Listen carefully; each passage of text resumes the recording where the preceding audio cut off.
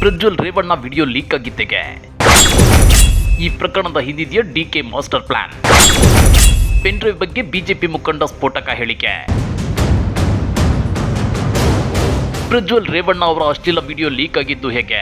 ಅದು ಕೂಡ ಲೋಕಸಭಾ ಚುನಾವಣೆಗೆ ಇನ್ನು ಕೇವಲ 2 ತಿಂಗಳು ಬಾಕಿ ಇರುವಾಗ ಹಾಸನದ ಹಾದಿ ಬೀದಿಗಳಲ್ಲಿ ಈ ಅಶ್ಲೀಲ ವಿಡಿಯೋಗೆ ಸಂಬಂಧಿಸಿದ ಪೆನ್ ಡ್ರೈವ್ಗಳನ್ನ ಎರಚಿದ್ಯಾರು, ಯಾಕೆ ಅನ್ನೋ ಪ್ರಶ್ನೆಗಳು ಇದೀಗ ಎಲ್ಲರನ್ನೂ ಕಾಡ್ತಿವೆ. ಪರಿಸ್ಥಿತಿ ಹೀಗಿರುವಾಗಲೇ ಈ ಪ್ರಕರಣದ ಹಿಂದೆ DCM DK Shivakumar master plan ಇದೆಯಾ ಅನ್ನೋ ಅನುಮಾನ ವ್ಯಕ್ತವಾಗ್ತಿದೆ.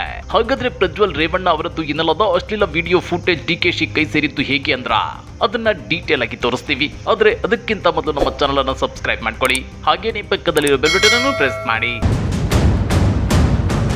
ಅಶ್ಲೀಲ ವಿಡಿಯೋ. ನೂರಾರು ಹೆಣ್ಣು ಮಕ್ಕಳಿಗೆ ಲೈಂಗಿಕ ದೌರ್ಜನ್ಯ ಎಸಗಿರೋ ಪ್ರಜ್ವಲ್ ರೇವಣ್ಣ ಅವರದ್ದು ಎನ್ನಲಾದ ಅಶ್ಲೀಲ ವಿಡಿಯೋಗಳು ಹಾಸನದಾದ್ಯಂತ ಹರಿದಾಡ್ತಿವೆ.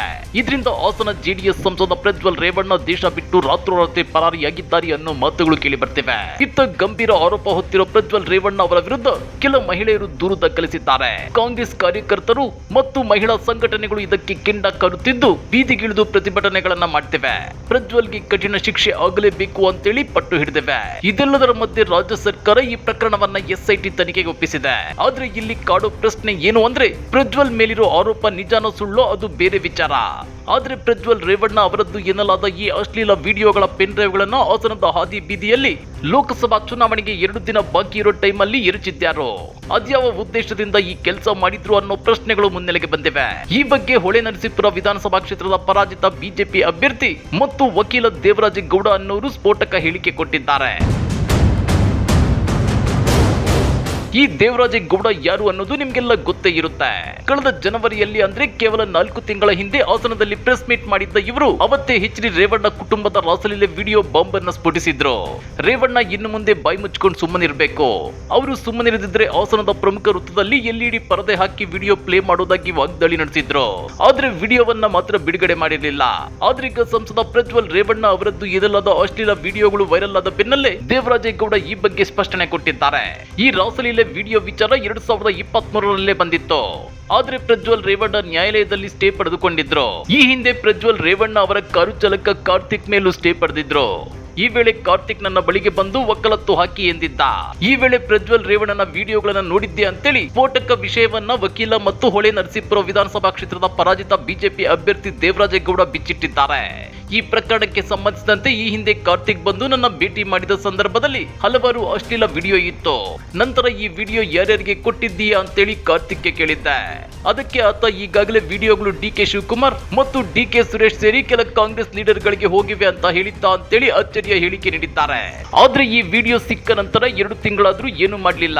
ಕೇಳಿದ್ರೆ ಇದನ್ನ ಯಾವಾಗ ಬಳಕೆ ಮಾಡ್ಬೇಕು ಅನ್ನೋದು ಗೊತ್ತಿದೆ, ಆಗ ಮಾಡ್ತೇನೆ ಅಂತೇಳಿ ಕಾರ್ತಿಕ್ ಹೇಳಿದ್ದ ಅಂತೇಳಿ ಬಿಜೆಪಿ ಮುಖಂಡ ದೇವರಾಜೇಗೌಡ ಹೇಳಿದ್ದಾರೆ. ಇನ್ನು ಈ ವಿಚಾರವಾಗಿ ಪ್ರಧಾನಿ ನರೇಂದ್ರ ಮೋದಿ ಹಾಗೂ ಕೇಂದ್ರ ಗೃಹ ಸಚಿವ ಅಮಿತ್ ಶಾ ಅವರಿಗೆ ಪತ್ರ ಬರೆದು ಇಮೇಲ್ ಮಾಡಲಾಗಿತ್ತು. ಆದ್ರೆ ಇಮೇಲ್ ಡೆಲಿವರ್ ಆಗಿರಲಿಲ್ಲ. ಆನಂತರ ವಿಜಯೇಂದ್ರ ಅವರಿಗೂ ವಿಡಿಯೋ ಬಗ್ಗೆ ಪತ್ರ ಬರೆದು ಕಚೇರಿಗೆ ನೀಡಿದ್ದೆ. ಆದ್ರೆ ಅವರೇ ಹೇಳುವಂತೆ ಪತ್ರ ಅವರಿಗೂ ತಲುಪಿಲ್ಲ ಅಂತೇಳಿ ಬಿಜೆಪಿ ಮುಖಂಡ ದೇವರಾಜೇಗೌಡ ಹೇಳಿದ್ದಾರೆ.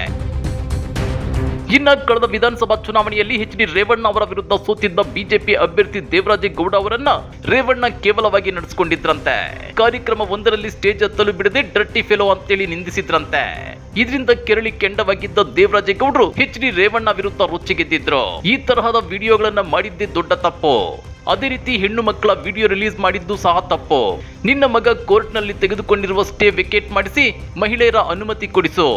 ನಾನು ಎಲ್ಇಡಿ ಪರದೆಯಲ್ಲಿ ರಾಸಲೀಲೆ ವಿಡಿಯೋ ಪ್ಲೇ ಮಾಡಿಸುತ್ತೇನೆ, ಆಗ ಯಾರು ಡರ್ಟಿ ಫೆಲೋ ಅನ್ನೋದು ಗೊತ್ತಾಗುತ್ತೆ ಅಂತೇಳಿ ದೇವರಾಜೇಗೌಡ ಗುಡುಗಿದ್ರು. ಅದೇನೇ ಇರ್ಲಿ, ಪ್ರಜ್ವಲ್ ರೇವಣ್ಣ ಅವರದ್ದು ಎನ್ನಲಾದ ರಾಸಲೀಲೆ ವಿಡಿಯೋಗಳು ಹಾಸನದಲ್ಲಿ ಹರಿದಾಡ್ತಿವೆ. ಈ ಕುರಿತು ಎಸ್ಐಟಿ ತನಿಖೆ ಕೈಗೆತ್ತಿಕೊಂಡಿದೆ. ಇದೇ ಸಂದರ್ಭದಲ್ಲಿ ಪ್ರಮುಖ ಆರೋಪಿ ಪ್ರಜ್ವಲ್ ರೇವಣ್ಣ ದೇಶ ಬಿಟ್ಟು ಪರಾರಿಯಾಗಿರುವುದು ಸಾಕಷ್ಟು ಅನುಮಾನಗಳಿಗೆ ಎಡೆಮಾಡಿಕೊಟ್ಟಿದೆ. ಈ ಬಗ್ಗೆ ನೀವೇನಂತೀರಾ? ಕಮೆಂಟ್ ಮಾಡಿ, ವಿಡಿಯೋ ಲೈಕ್ ಮಾಡಿ, ಶೇರ್ ಮಾಡಿ.